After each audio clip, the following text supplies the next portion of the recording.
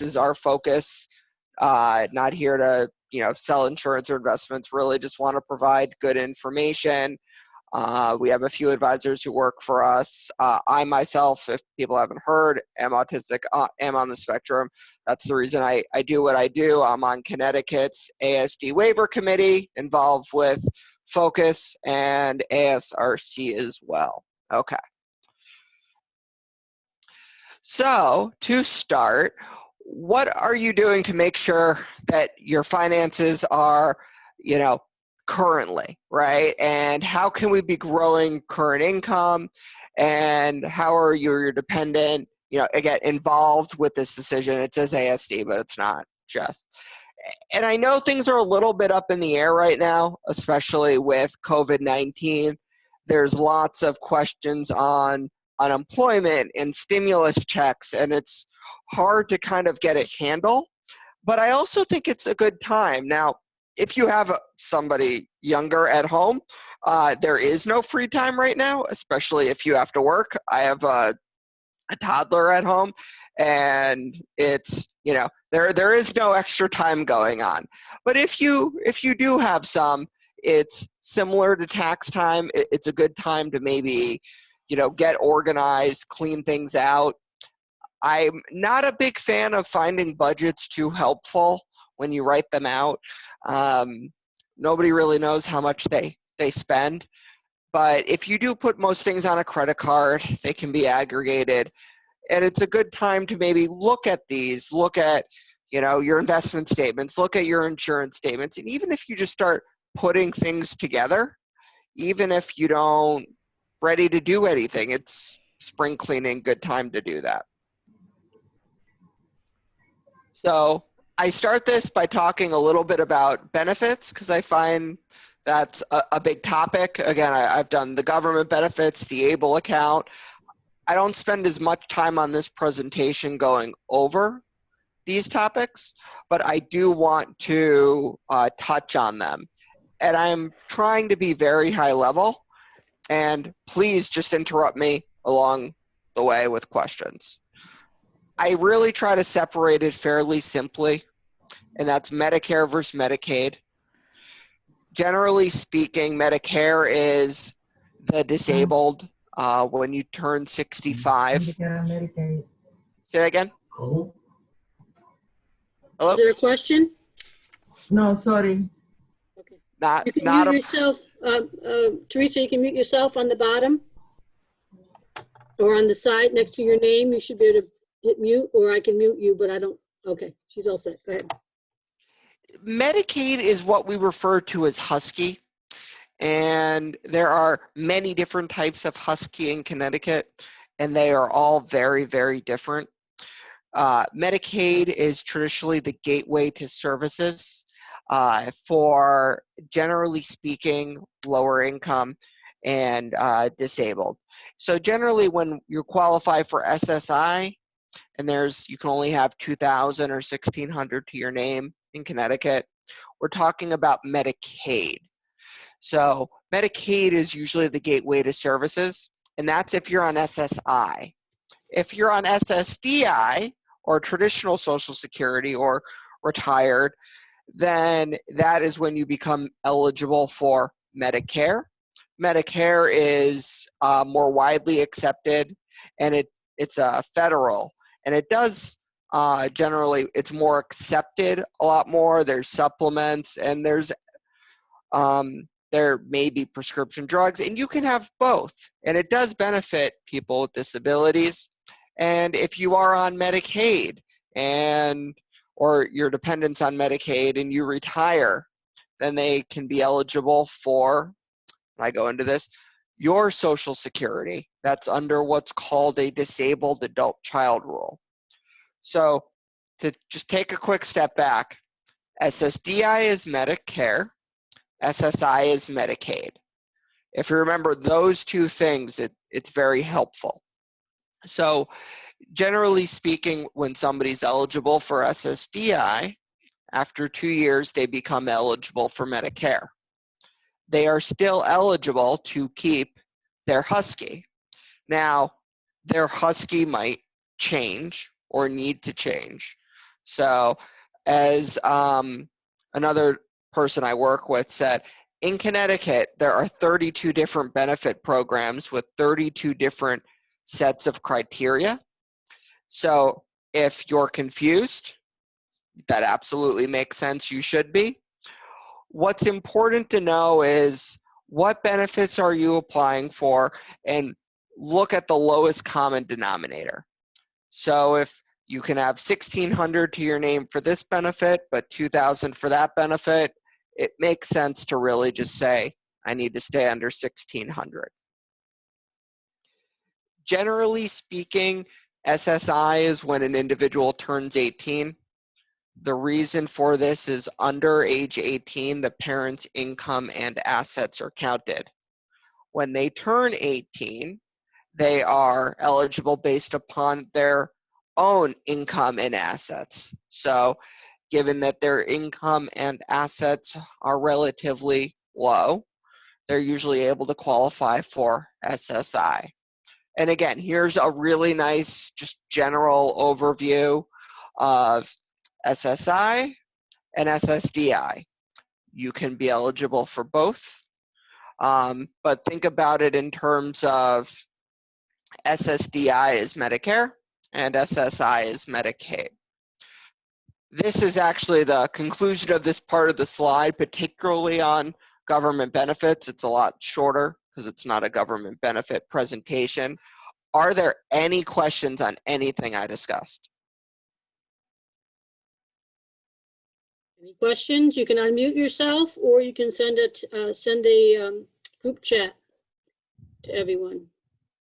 Oh, looks like everybody's okay, Andrew. Go ahead. I'm going to send them a quiz afterwards. Okay. So, okay. So I am going to talk a little bit about ABLE accounts, and feel free, again, interrupt along the way, even if there was a question previously. I don't want to go through this too quickly. So ABLE accounts are achieving a better life experience. They're fairly new, and they're to provide savings with assets that are hidden for the purposes of asset limits. So I'm going to use $1,600. You can have $1,600 in your name per Medicaid, which is Husky, usually the lowest common denominator. And if when the child turns 18, they have money in a savings account, grandparents, and let's say there's $5,000 in there. Traditionally, you would need to spend the $5,000 in order to then qualify for benefits. This is usually one of the reasons that I find an ABLE account can be a great option. I am a big fan of ABLE accounts. I have one myself. I am also an ABLE ambassador for the ABLE National Resource Center for 2020. What this means is I'm just helping try to promote good education about ABLE accounts. And I think they're a really underutilized tool, not just from the tax advantages, but also just to encourage savings and independence and have some money. So there's a lot of different uses, but the main times I run across ABLE accounts are in order to preserve or maintain government benefits. ABLE accounts are also called a 529A. If there have not been enough acronyms in your life lately, let alone during this presentation, 529 might sound familiar. 529 is a college savings plan. Also, we call it a CHET in Connecticut. They are very similar as part of the tax law. So similar to how a 529 is for saving, 529A is for disability-related expenses. So they're very similar parts of the tax law. So income from these do not impact, again, government benefits, and they can shield your money. Again, I say 2,000 Connecticut, it's mostly 1,600. And these plans can operate without increasing that number and potentially offer tax advantages as well. For example, if you contribute to Connecticut's CHET through TIA-CREF for the Hartford, excuse me, I do not have COVID, I promise, and you can't catch it over Zoom. I'm pretty sure of that. So we do have, you are able to put money into a CHET and then to move it into an ABLE. So up to $15,000 a year. So if somebody is looking to just start out savings and they're not looking to get to the $15,000 anytime soon, I usually recommend starting with the CHET, the 529. The reason is because while it can be used for education, you do get a tax deduction, and you can absolutely still move it to an ABLE account later. I am all for flexibility with planning. So given that you are able to get a tax deduction for a traditional 529, it gives some more flexibility, and you can always move to a 529A up to $15,000 a year down the road. There's a question, Andrew, about, I don't know if you might going to answer this later on a different slide maybe. If someone has SSDI and becomes unable to work, could they be eligible for the disabled child rule? Say the question one more time. It was typed as, if someone has SSDI and becomes unable to work, could they be eligible for the disabled child rule? Do you need more? If you need more information, Liz maybe can get on and ask. I think I get the question, and I think it's, so if somebody is working and they're on SSDI because of their own work history, is that correct? Liz, can you unmute and Yes. your question? Okay. Yes. So the answer is they will probably be, in that instance, disqualified from the parent's work history. Then again, although in theory this could happen, just so you know, Liz, I've never seen it, because, and not saying it can't, but generally somebody who's, if they're working, well, if they're working enough where they're not needing SSDI, right? Well, then the SSDI goes away, and then if they're working for 10 years and become disabled, well, then they should be eligible to reapply for the disabled workers benefit, or so I've been told. And it is something to be concerned about. I don't think that should keep somebody from working, and there are ways to have somebody work and not, and stay under. Because I think the concern is, correct me if I'm wrong, Liz, that you have a child work, they make their own SSDI, and then in turn, you're actually hurting their future income by missing out on the parent's SSDI. Is that correct? Am I unmuted? Yeah, Yes. Yes, that's the concern. I've heard this concern before, and it's not invalid, but I've never run into it. So I completely understand, and I've discussed the hypotheticals before. Mhm.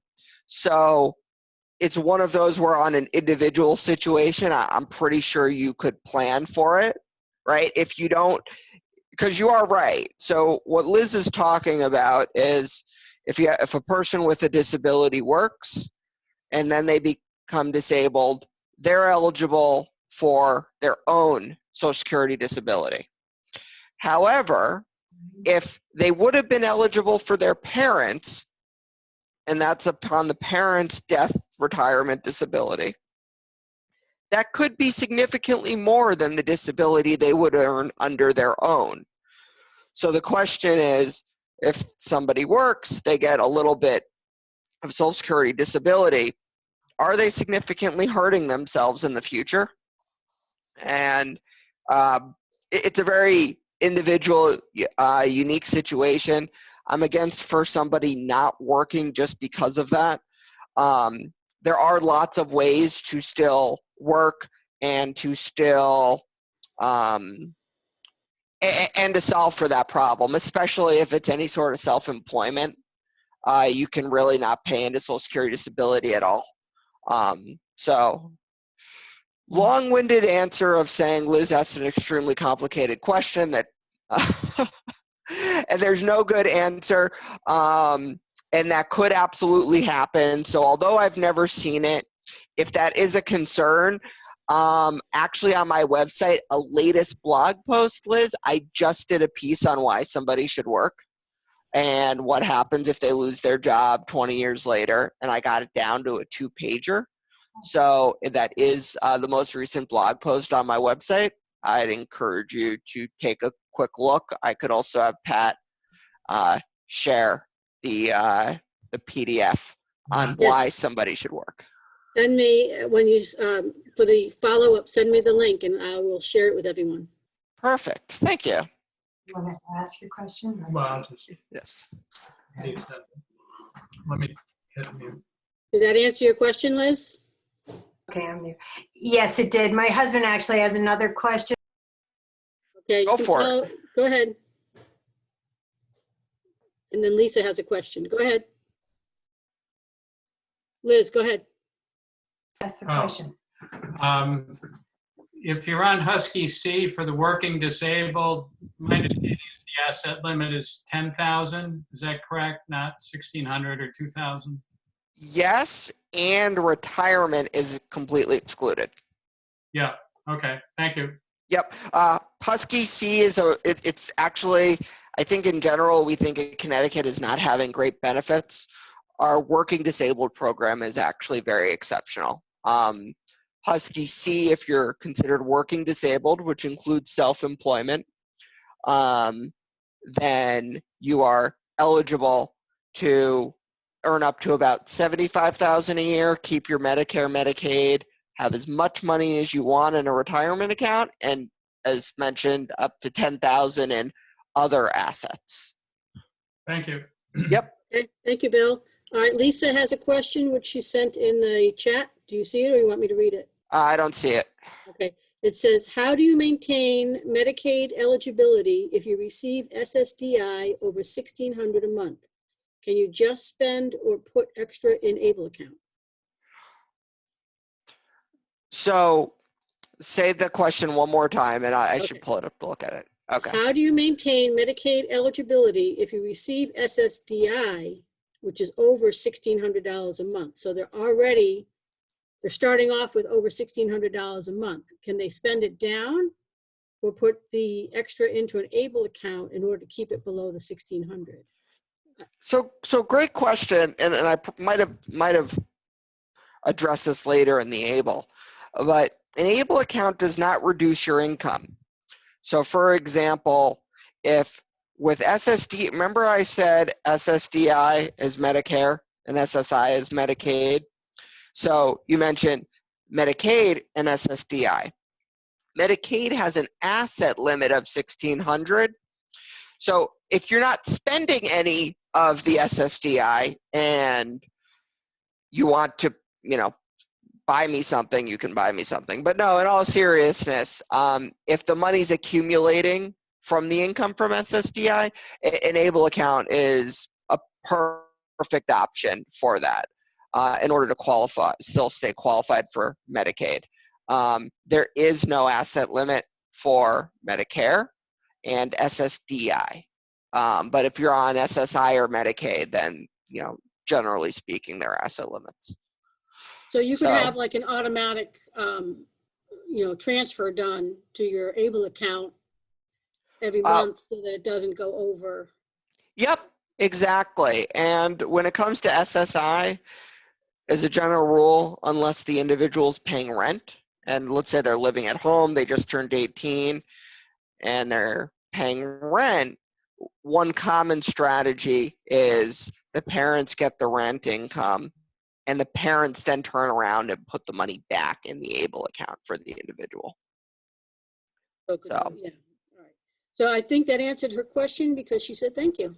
Yes. So remember, it just won't reduce your income. So if you need to stay below $1,260 for SSDI, and you're getting $1,600 a month, which I don't think was your question, I just want to reiterate, putting $500 into Enable will not reduce the income like a 401k. So, but it will make it so you only have $1,100 in a bank account at the end of the month. So, okay, so let's play Stump Andrew. If you already played before, you are disqualified. So one thing about Enable account is it can be used for disability-related expenses, which are essentially everything. So in this part of the ABLE presentation, I challenge people to try to find an expense that they think they could justify that would not be covered. And I am not joking when I say I have branded Planning Across hand sanitizer. The winner, if anyone gets it, I will send some hand sanitizer to in the mail. So, which I think is more valuable than anything else right now. So, education, housing, transportation, employment, medical, financial management. Who can try to think of an expense that would not be covered? And the reason I mention this is because I try to say that the intent of this is to really, you know, be as broad as possible, very much on purpose. There's not the ABLE police, right? So if you think it's an ABLE qualified expense, it probably is. So I encourage people to actually not overthink this particular topic. So let's play Stump Andrew. Can we try to find an expense that we don't think would be qualified that might actually be plausible? Any questions? Any ideas? I think a lot of this group played last time. Go ahead, Teresa. How about a patent?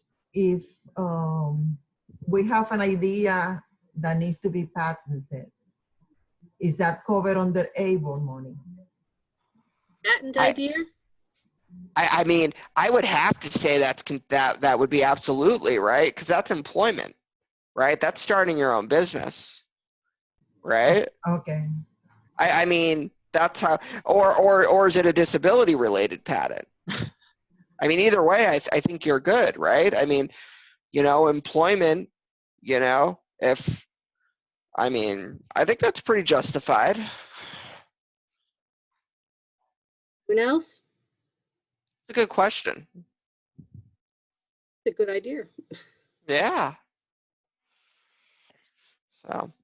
Yeah, I think that's everyone. No, nobody else? I usually get a lot with this. I think I got one person who came up with a good one once before. I think you have 2 or 3 people who were on the ABLE account one who played already, so. Yes, yeah, so they can't play. So They're disqualified. yes. So who is eligible for Enable? The individuals with significant disabilities. The onset of disability is before age 26. A few important points to note on this. First, the disability had to have started before age 26. That doesn't mean that you became eligible for Social Security disability.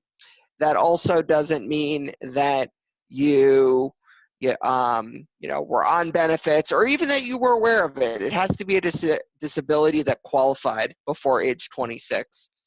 Now, if you are on SSI or SSDI, you are automatically eligible. Those not receiving benefits are still eligible. I say talk to your financial planner who is knowledgeable about ABLEs.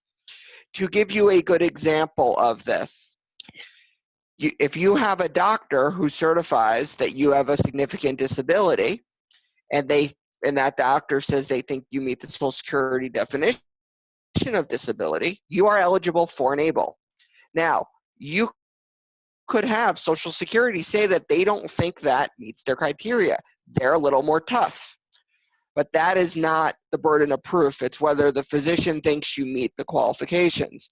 So for example, I have a letter, I'm happy to share the template of a diagnosis of ASD from a doctor, and that allowed me to open an Enable account. I am currently not on Social Security Disability, SSI, Medicare, Medicaid. So now, as a general rule, generally speaking, it's good to open the ABLE account before applying for SSI, right? If you have 5,000 in assets. Otherwise, you're going to be denied for having too many assets.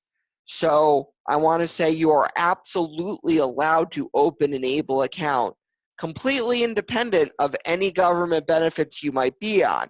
So even though we say it's Social Security eligibility, that doesn't mean you actually need to be on Social Security or Social Security disability. You just need to meet that eligibility criteria per a doctor. And again, prior to 26, if the person is diagnosed at 30, autism started before 26, they would be eligible. If they were in a car accident with a significant brain injury, they would not be eligible for an ABLE. That did not occur prior to 26. There is some talk legislatively to change and increase this. I do not see it per se. And my feeling on that is, for one, I just don't see the motivation in Congress. And also, if you go back to the earlier slide, an ABLE account is similar to a college savings, in which case it was designed to be, again, a savings for younger people. So I really don't see that much motivation to change this rule. Maybe it could be part of other legislation or other ABLE things. But if there's somebody with a disability prior to 26, although it could happen, I'm really not seeing that much of it, although some people are advocating for it. And that would be to open a ABLE account if the disability occurred prior to 26. You can open an ABLE at 50, just got on Social Security disability, as long as the onset of the disability was prior to 26. Okay. We have a couple of questions. Sure. From Vicky, we have on ABLE, oh, this is one of the expenditure questions. On ABLE disability expenditures, to take a sister as a chaperone companion so they can go on vacation, is the flight and tickets and food valid? So is it valid to pay for the companion? Well, I've heard yes. So I'm going to go with yes. I mean, if you normally pay them, I mean, sounds like the sister's going anyway. I'm going to go with yes. But, and I've never, let me also say this, I've never seen anything questioned. If you're going to say that the individual, if you can rationalize it in your mind reasonably, I think it's a good explanation. This is different than special needs trusts where it needs to be the sole benefit. So for example, if you got a car and you drove to get groceries with your brother and you got one grocery for yourself, that would disqualify for a special needs trust per se, because it's not the sole benefit. You got one thing of groceries for yourself driving that car.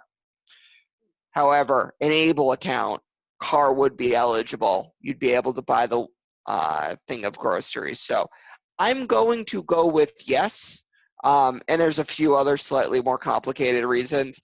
If you are about to go on a trip, actually, I don't know anyone who's about to go on a trip, but if you are planning a trip for when this is done, then, and you want to run a specific instance by me, everyone will always have my email. I don't mind. So. Okay, another question. Yep. And Vicky, you might have to expand on this because I'm not sure what you meant.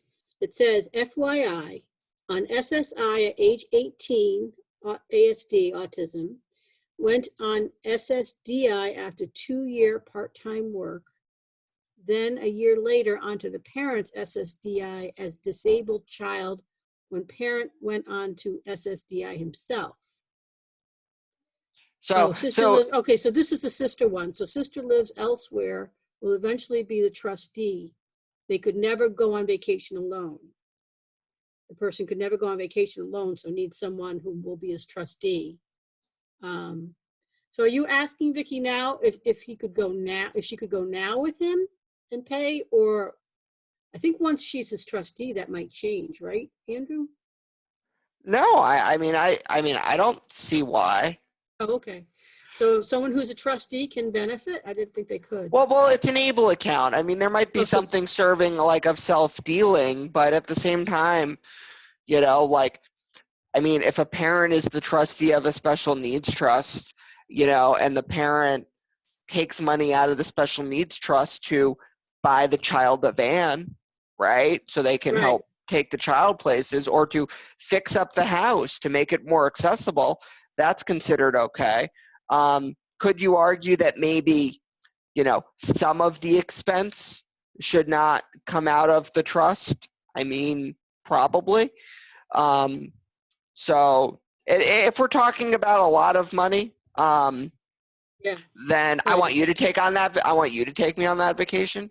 But in all seriousness, if it's a trust, it's more restrictive. An ABLE account, I wouldn't really worry about it.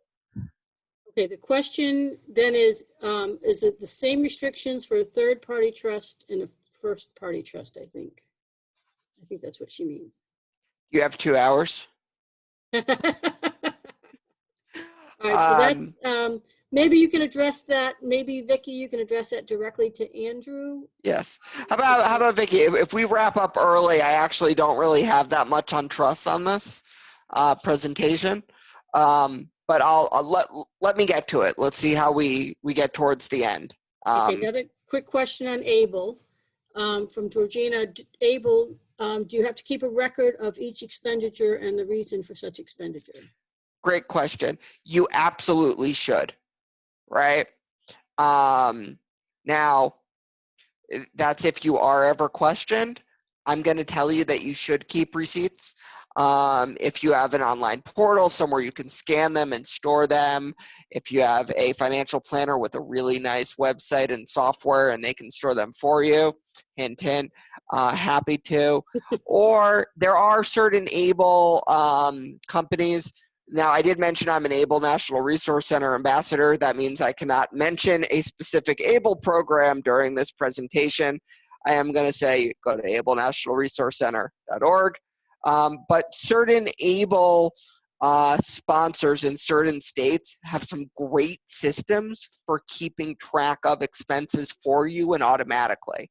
So if you're going to be actively spending from an ABLE account and you're concerned about saving the receipts, I would either follow up with me after or check that resource. And there are some states that do a great job of helping categorize and save those expenses to make your life easier. Can't you get like an EBT card or like an Yep. ATM type card? Yeah, so that. Yep, and some of them are very good at saying, oh, you spent it on this, you spent it on that, right? Some are better than others for categorizing your expenses. So you'd want to pick an ABLE program that would be better for that. Okay. She says thank you. Perfect. So on ABLE accounts, you can only have one at a time. They are not deductible federally. They may be deductible in some states. Connecticut, they are not. But as I mentioned, you are able to put money in a 529, then in ABLE. Now, there is something called a payback clause. Actually, there is a payback clause in most states. That's what I was going to say. It says no payback clause. But Yeah. Well, I was just testing you. Well, we're not. Okay. So yes. So in most states, there's what's called a payback clause, similar to a first-party trust. What this means is, if there is $50,000 in ABLE account and the individual passes away, the state of Connecticut will get paid back for services the individual has received before anybody else will receive money from the beneficiary. There are several states that do not have a payback clause. Now, you need to live in those states. So, for example, Maryland does not have a payback clause. You can't open the ABLE in Maryland and then have no payback clause. It doesn't work quite like that. So that is one disadvantage to an ABLE.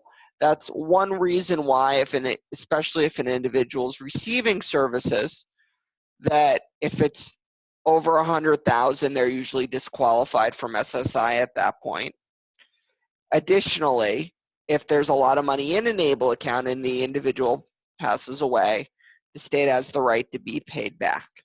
So although an ABLE account is a great tool, that is something to strongly keep in mind, especially if you were to get significant balances.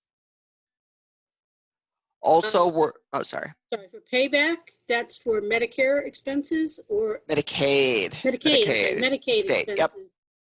Yep. And not DDS, right? DDS kind of is Medicaid. Okay. Sorry, yes, thank you, Pat. So remember I kind of skipped over this a little more briefly. Medicaid is and Husky, they're the same, are the gateway to services through DDS. So generally speaking, if you're getting services through DDS, you are on Medicaid.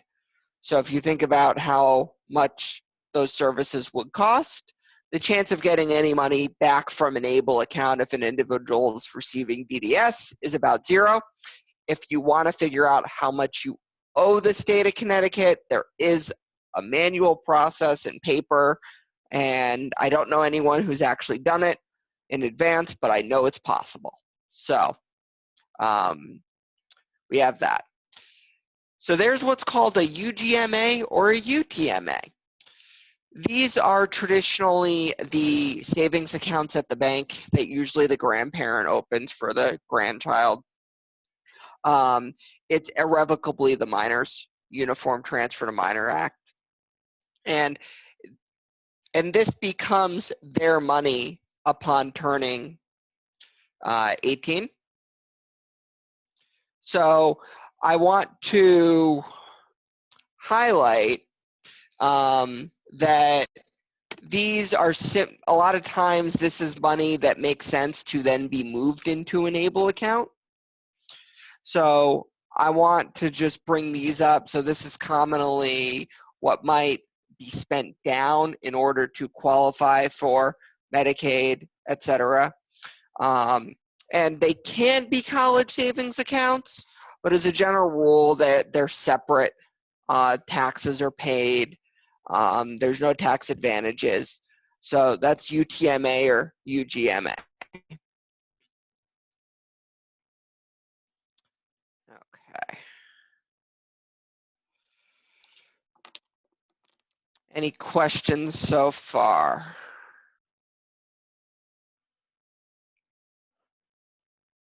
Perfect. Okay. So preparing for the future, and by the way, my headset just gave me a battery low. I don't know how long that is, so if I do go off for a second, I'll be right back when I switch over. So that was a lot of preparing for now, but then and that's things that we can do now to immediately help the situation or in the near future. But then I say, okay, well, what about a little bit more financial future? So this is where we spend a lot of time talking about the individual. The rest of the presentation is really geared more at parents. And I ask, well, do you have your financial plan? Do you know the employer benefits being offered, your investments or savings, right? How are you planning to make sure that you are able to take care of yourself in the future as well?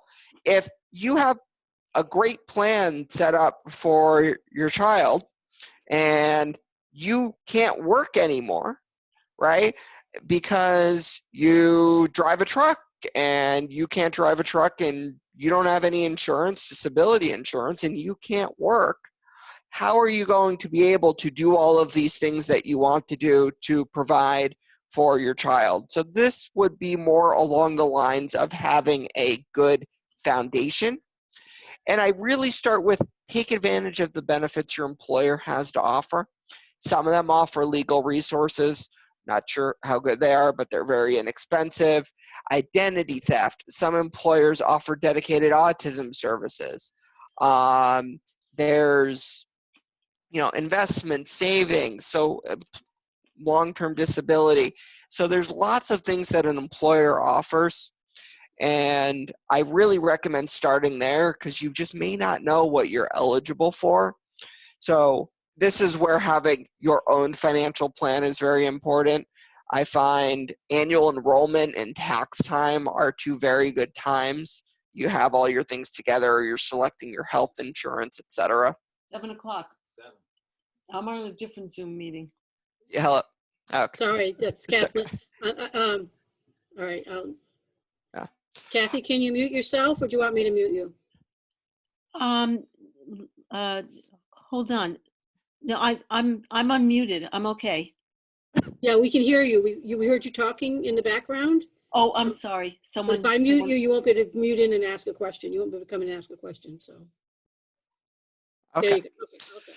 So again, what happens if your loved one is, by an accident or a sickness, right? The best plan that you have laid out, right, doesn't necessarily matter if you can't also plan for yourself and your home, your income, your assets. So the easiest one I start with is, what about your disability?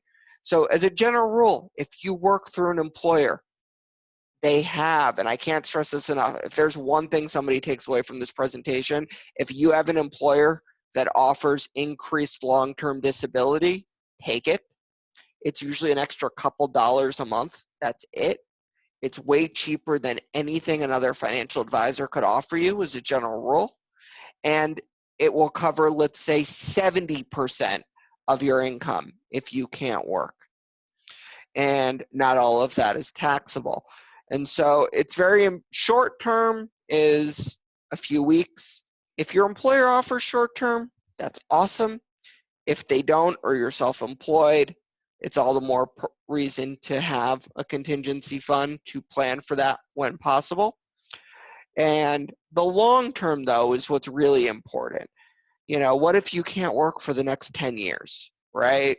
And if it's a couple dollars a month to have through an employer, I think it's really important to plan for the potential that you can't work.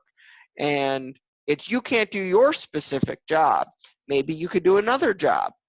And that's, but it can still pay. So I have a client, and this is a true story. He's a surgeon. He was a surgeon. He has some things going on with his hand. He can't be a surgeon anymore, but he can still teach. So he's still getting money every month from his disability, and he can teach. This is extended care. It's a really nice way of saying long-term care. Honestly, I'm just going to skip it. Although it is a concern, I think it should be last on the priority list. And I'm just going to skip and move on that. Okay. Life insurance. So my general rule of thumb is term insurance, term insurance, term insurance. Cheaper the better. To have more the better while you're working. But to have flexibility. What I do not like to see is one of two things. People think they have more than they do. Maybe they only have it through work. But additionally, if somebody's spending a lot of money on life insurance that may not be needed. So the difference is permanent, which can sometimes be called whole life, is going to pay out one day. Nobody lives forever. Therefore, it's more expensive. With term insurance, which is similar to what you might have through an employer, it is very inexpensive. A 30-year-old can have $1 million for $300 a year. That's 20-ish bucks a month. That is very inexpensive for $1 million of tax-free insurance. But in 10, 20 years, there is no more insurance. What is important is to, especially if somebody's selling insurance, a financial advisor, I sell insurance, to make sure that you're getting, what's appropriate for you. Just because you might need this coverage down the road does not mean that it's appropriate for you now. And every situation is unique and different. I just don't like when people spend thousands and thousands a year on insurance. They have some hard times and they have to cancel it, and all that money they paid in is gone. So if you can afford it, great. If you think it's a little too expensive, then I really would consider other options, because you don't want to just pay for this and then need to drop it or change it down the road. I like to say insurance companies are generally happy if you want to pay them more money. So having the ability and the flexibility to change down the road can often be maintained by really keeping costs low now.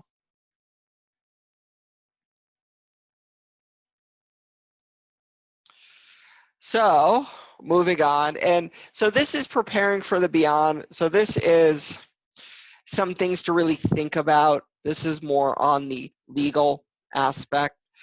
And really this is, think about what's going to happen after you are no longer around.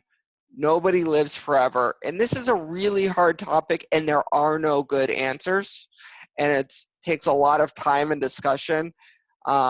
This would be something I think would be very advantageous to consider, especially around quarantine and around people just thinking for the future and lots of other things. So now there's a few parts that I mentioned. You know, where will they live? Who will manage their assets? And additionally, there's something called a letter of intent, which that's essentially, it's only as good as it's updated, but really it's, you write down kind of about the person with their input, what they want, what they like to do. So, you know, the theory is that somebody else after you will know what they want to do. So it doesn't need to be an official letter of intent. It's nothing you need to pay for. It's really just a guide for whoever is helping your loved one with a disability after you're gone, to understand some of the things that aren't in trusts, aren't in financials, but they're important to you, they're important to them. We want to wait and see if anyone has any questions. Yes, and I'm just scrolling through to see if I, this is me, ignore these slides. Questions or anything you Okay. want Andrew to expound on, or? Okay, I guess we're okay. So this last part, I go a little bit over special needs trusts, a few other things to consider. And there are two types, generally speaking, of special needs trusts. And I'm actually going to come back to this because this is a longer topic. So I'm going to go over this first. Estate planning other than trusts, planning the wills, making sure that what you have works well together. Generally speaking, you don't want to just do a quote simple will or a quick will, get this document here, this document there, because generally speaking, an attorney won't work with another attorney's documents. So if you get one thing with one attorney, then you're going to have to get it redone with another attorney. And you want all of these documents to work together. So what I'm saying is, it's a good time, especially if you haven't done estate planning, to meet with an attorney and to kind of get everything together, these power of attorneys, these guardianship decisions, these rent agreements, these, you know, trustees. It's a good thing to do all at once so they all work together. It's all a package versus doing them piecemeal, because you're going to have to end up doing them all together eventually anyway, and it's going to cost more. So something very important is look at your beneficiaries. Many times you will do a trust or a will and it'll say the attorney will leave you with update your beneficiary arrangements to as follows. And many people stick this in a drawer and they never do it. So it doesn't matter if you have a good estate plan if you haven't done what was required at the end to implement it. So that is extremely important to consider and to look at. Something else is, how are assets divided? There's per stirpes, there's pro rata. Per stirpes, if you have two children and they each have a child, per stirpes says if one child is deceased, then half will go to one child and half will go to your grandson. It follows the bloodline. And that's I say pro rata, it's per capita, which is per head. And that's so if it's per capita, that if something happens to one child, then your grandchild would not get anything and 100% would go to the other child. So when you're dividing your beneficiary arrangements 50-50, it's not quite that simple. How you make the 50-50 is a big difference. So that is something very important to consider. Okay, so the last slide I really have is special needs trusts. So really, I'm just kind of talk about this and I'm kind of done. So feel free to please interrupt me with questions along the way. A first-party trust. Heck, did you like the example from last time? Yeah. Okay. So there's a first-party trust and a third-party trust. And the way I say it is, let's say that that I'm Pat's son and Pat wants to take me out to dinner. Okay? And there are two options to pay for dinner. I can pay for dinner, or I can have Pat give the waiter money for me and pay for dinner and not give me the money. What do you think I prefer? Pat to pay. I don't want to pay for dinner if she's going to pay for dinner. It's always better to get somebody else to pay for dinner. It's always better to have somebody else's money than your own money. Okay? So think about this example. A third-party trust is Pat paying for your dinner. A first-party trust is you paying for your own dinner. We always, when possible, want Pat to pay for dinner. So, It's like my kids. 100%, right? We never grow out of it either. Yeah, So, they're all adults. stuck doing that forever. A first-party trust is generally when there's either been an accident or planning has not been done correctly. So if an individual's in a car accident and disabled, right, that's their money. They're paid the settlement from the car accident. So that money has to go into a first-party trust.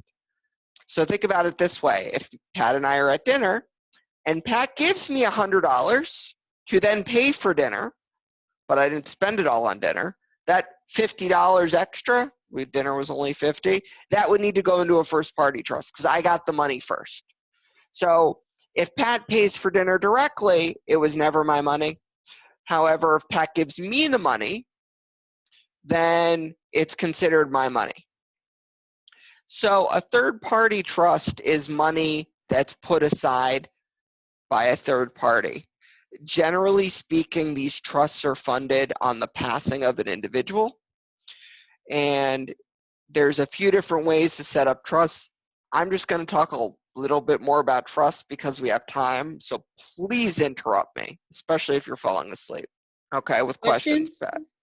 You can either type your questions or you Yep. can unmute and ask. Or I'm just going to drone on. It's your choice. So only you can save yourselves. So generally speaking,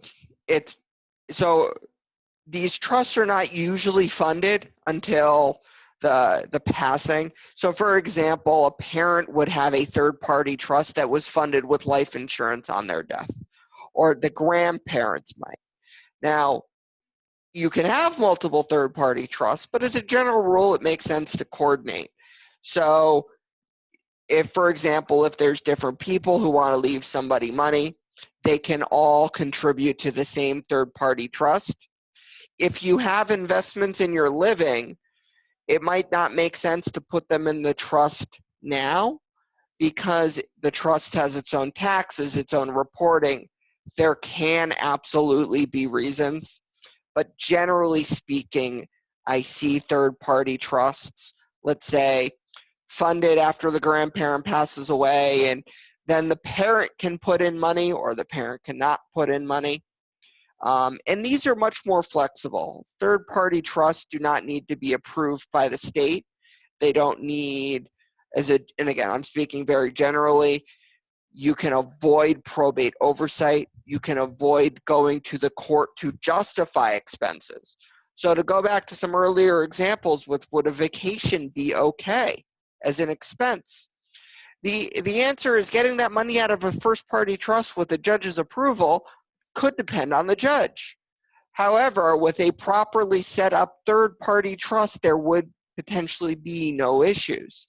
It would be at the discretion of the trustee, not necessarily the courts with the probate oversight, which have their own expenses. These trusts can get very complicated. There's lots of different ways to have them set up. There's lots of different things you are able to do. You can have a family member be a trustee. You can have a corporate trustee. You can have a financial advisor involved with the decisions. There's trust companies that specialize in these sorts of situations. So it's very important the person who's handling giving out the money is not necessarily the same person as investing the money, right? Okay, we got a long question, so why don't you go, Good. Will, I you like go it. to I'm chat. ready. Why don't you go to chat and you can look at it because it's a very long question. Okay. I can read it out for everyone else, for anyone who can't see it. And parents have, I'm not sure I understand that. Vicki, can you unmute and talk about this? I'm not sure I understand how that's worded. Sure. I was talking. Hi, Andrew. You're great. I've been enjoying all your different meetings. Thank you. If you have enough time, there's really almost a couple parts to it the way I wrote it. We parents have a second to die life insurance policy for $1 million that goes directly into the special needs trust, and my daughter's going to be the trustee. It was intended to have enough for him to have a good life. He's only 27, we're in our 60s. Both of us have some illnesses.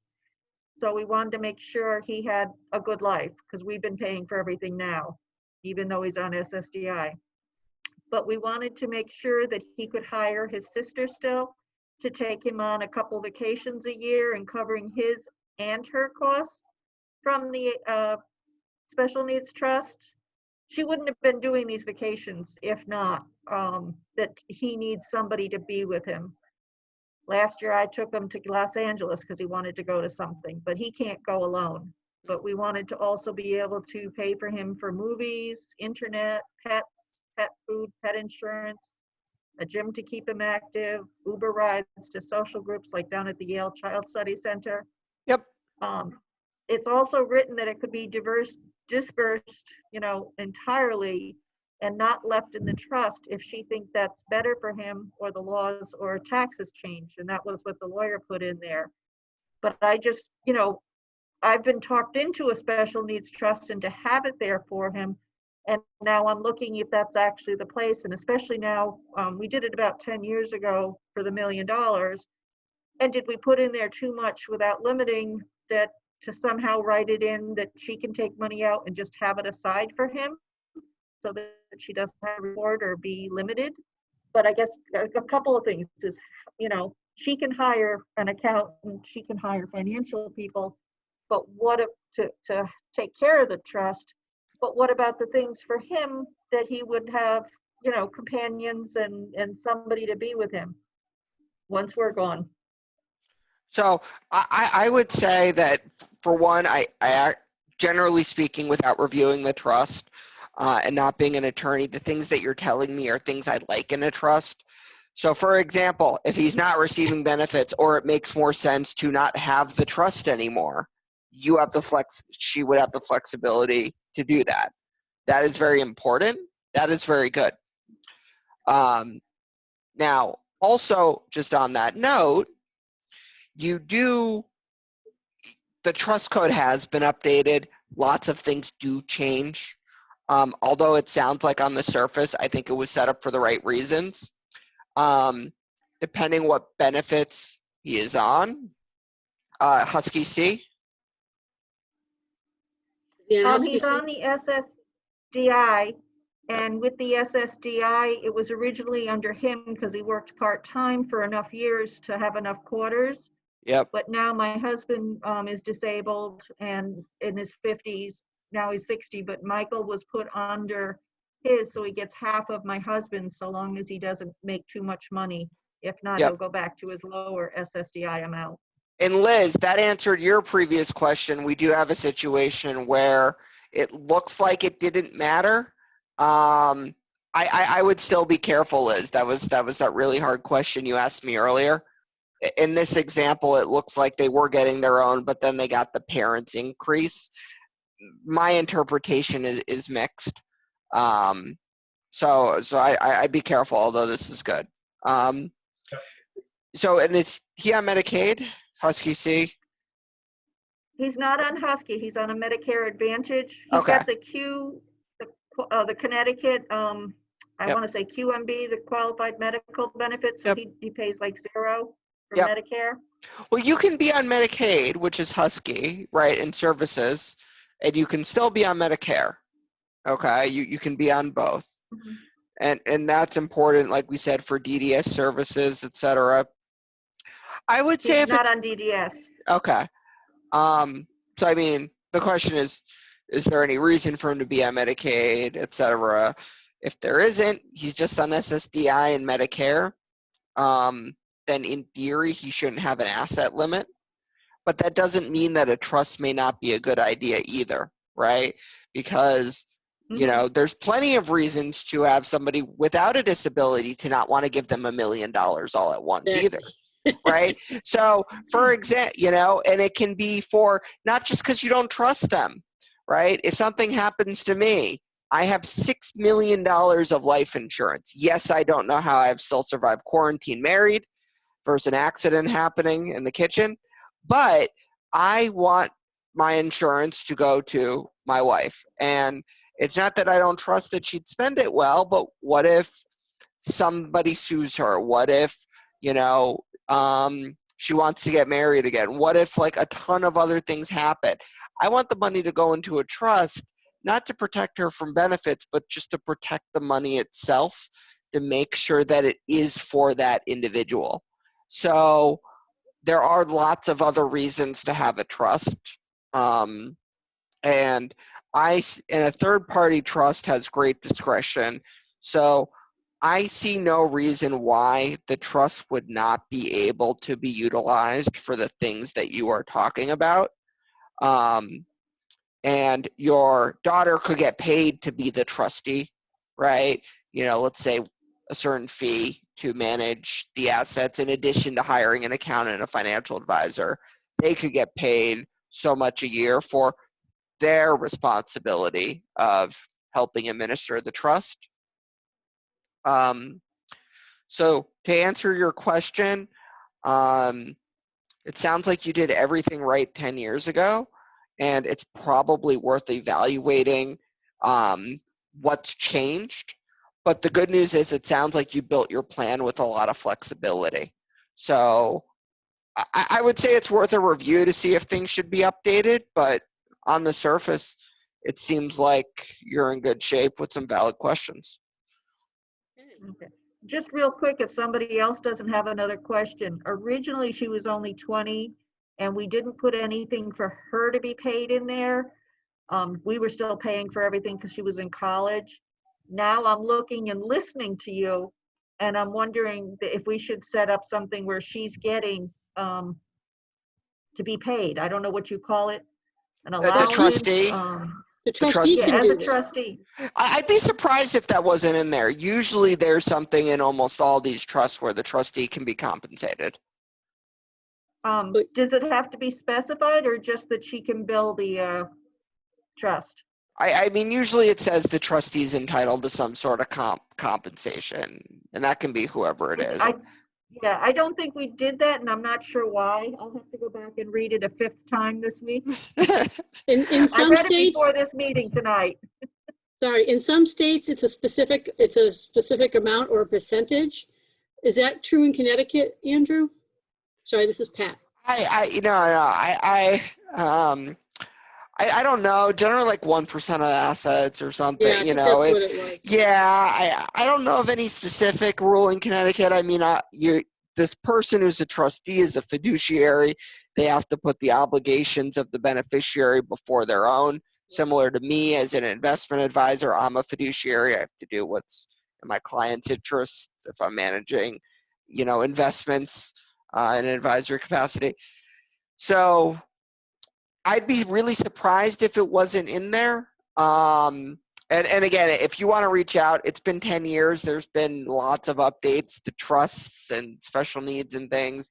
It's probably not the worst idea to see an attorney and just have them take a look at it. And I know enough to be dangerous, but I'm not an attorney. Right, it doesn't hurt to do a review. We do have another question. Are Sure. you all set, Vicki? I just want to say thank you again to Andrew. Okay. Oh, thank you. We have another question from Georgina. How often should one update a will, which we were kind of just talking about? I had one drawn up when the kids were minors, but they are both adults now. Nothing much has changed except we're all older. And I can say my husband and I did the same thing. The last time we updated our wills, our kids were minors. So how long ago was it done? She's saying it was done when they were minors. She didn't say how long. Like How long ago was that? My kids are now young adults in their early 20s. And we had it done, I would say, over 10, maybe 12 years ago. Okay, so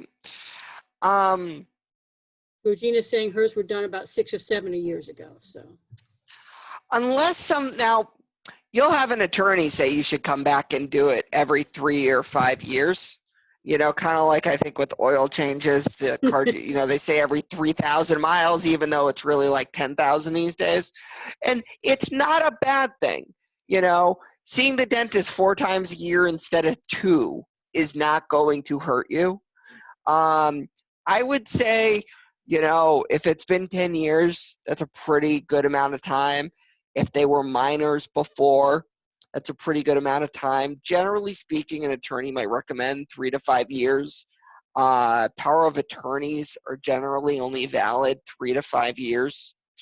That doesn't mean that you're going to need to redo it, but some things like 10 years ago, ABLE accounts didn't exist, right? And there might need to be provisions in there for ABLE accounts. There's something called the Secure Act, which was passed at the end of 2019, which might make it more advantageous to leave certain retirement accounts to a special needs beneficiary. So I would say, like, Pat should probably redo hers. Over a decade, I'd at least do a review just to make sure that, your wishes are reflected correctly, that it's updated with the flexibility in mind. right, and I have special circumstances because my nephews they're adults now, but we raised our nephews too. So that was which we're still involved with lawyers, but it all has to do with their trusts and stuff. It doesn't have anything to do with my husband and I stuff. So yep. So Georgina said she had hers done about 6 or 7 years ago. So you would say about every 5 to 10 years? Yeah, and it depends why you did. I don't think it's ever bad to do a review. The other thing I'll say is, and I do work with all attorneys. I have attorneys who I work with more closely than others, but when it comes to special needs planning, it's not as simple as a simple will. And I do recommend, especially if you've got it done by somebody where this is not what they do and this is not their specialty, that would give me all the more reason I would encourage you to get a second look a little sooner. So just because it might be a little bit more nuanced. So, and I would encourage you to work with an attorney who specializes in special needs planning. Okay, she said thank you. Got it. Any other questions on special needs trust or anything that we've talked about? Again, you can unmute yourself and ask, or you can just send a question to everybody in chat. Did you want to just wrap up, Andrew, or are you still talking about? I mean, I'm mostly pretty good. I wasn't sure if you were quite finished. Yeah, I mean, I'm mostly finished. I appreciate feedback. I like this presentation, and the key takeaway I want to give people is, you know,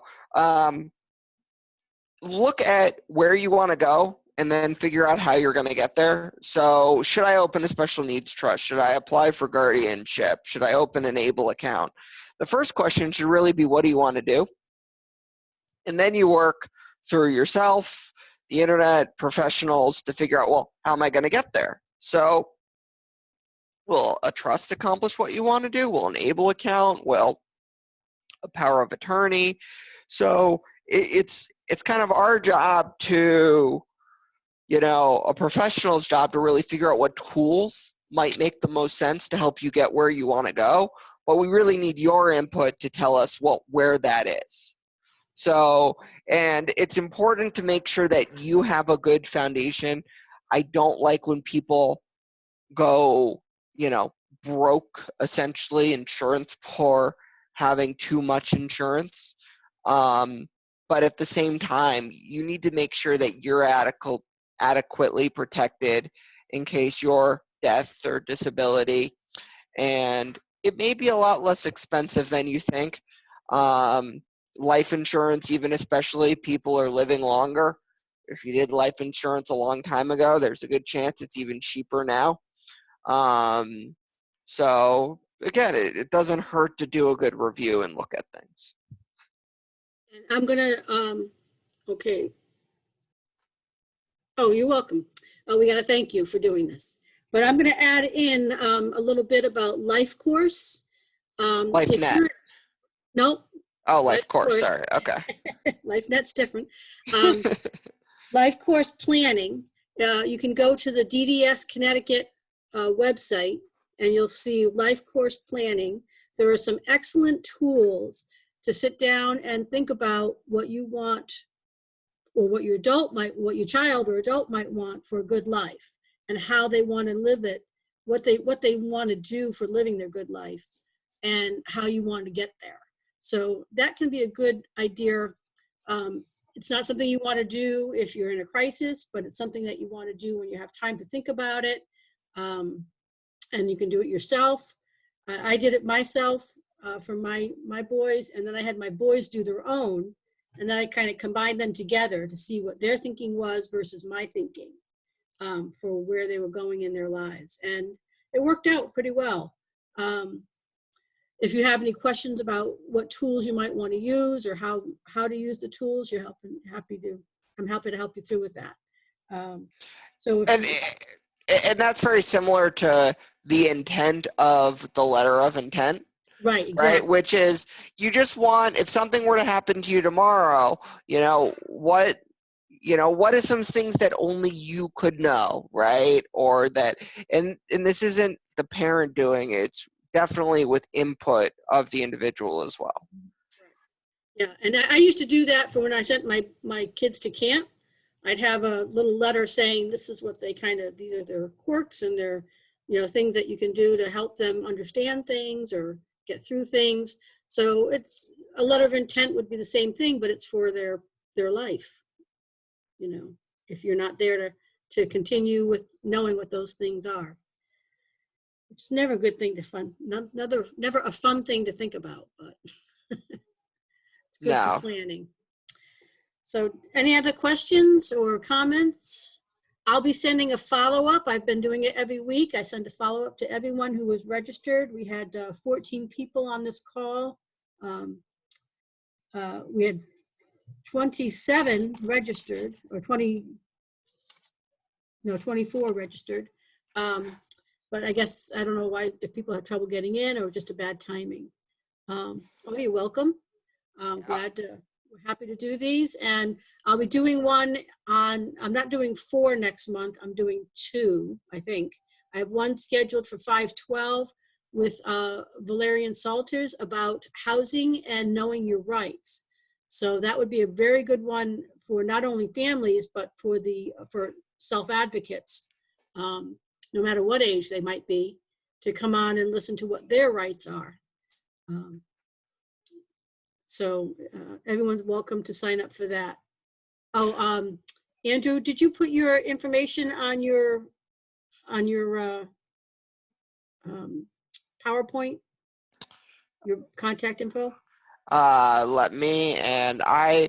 gives me a list of people with an email, and I'll just send you an email with my contact information, and you can reach out if you want to schedule a free consultation, etc. Let me go down my contact information. Also, I don't know if anybody subscribes to, it's called a Loma podcast. It's by a special needs parent. It's a really good podcast. I think there's over 5,000 people. It was just announced. I did the latest one. It just came out today, and I am told I am hilarious, but I have not got a chance to listen to it yet. So, shameless plug, and support her. She's a great mom in California and does a really great podcast. So.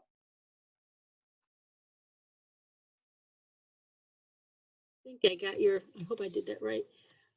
His information is here. I think I typed it in also to everybody. Oh, what's the name of the podcast again? LOMAH. Actually, let me you sent it to me, so I'm going to get it and put Yep, it in. and I'm going to send you one email, Pat. And everyone will probably get this in the follow-up email with me. We do have our event calendar that has this event and many others. So I'm just going to pull this up really quickly since I have a few minutes.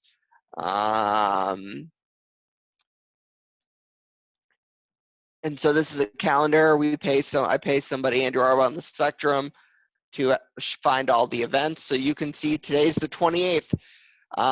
Here's how many things were going on that you would have been able to do just today alone.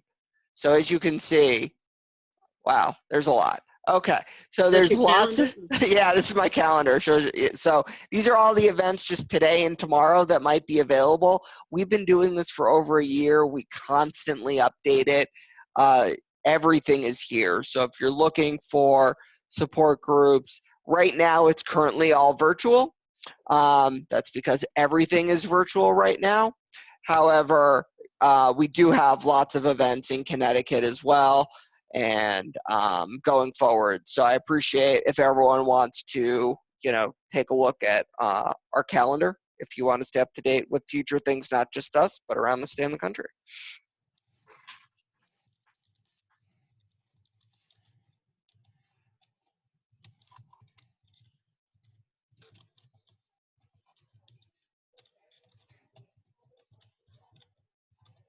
I think that's about it.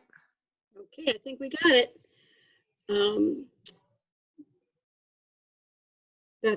That's the calendar he's showing. Yep.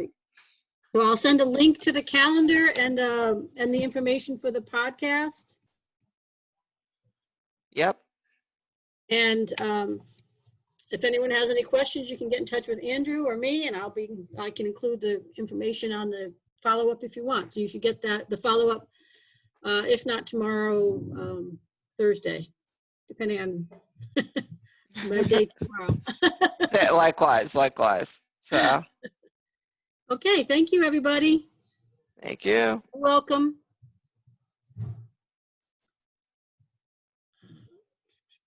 Hold on. Thanks so much for organising all of this, Pat. You're welcome. I'll talk to you soon. Okay, bye-bye. Thank you, Pat. You're welcome. And Andrew. Thank you. You can go to on the bottom and end meeting. I'm going to be ending the meeting. Okay, Andrew? Okay. Yep. You all We're set? good, Pat. All right, great. We'll talk to you tomorrow. Pat, I'm gonna send you I'm gonna send you a few attachments just so you know. One's on that timeline that's on my site. I don't know if you've shared it recently, the planning timeline. And also just a few other PowerPoints. So you can feel free to use these or share these. Okay, great. So Thank you, both of you. thank All you. right, thank you, Heather. Thank you. Heather, oh, we'll meet eventually, right, Heather? Yes, we will. And I am setting up the driving one. We had to push it to June, but I'm setting Okay. that one with the other Andrew. So Yeah, and you do know he's doing a bunch with Next Street too, right? yes, yeah, I just Okay. actually saw those on the calendar. And if you are doing it in June, make sure to let Andrew and myself know so we can have Next Street share it as well. You Okay, know? yeah, me and him are still trying to figure out a date. Okay. But I'll definitely send it out there.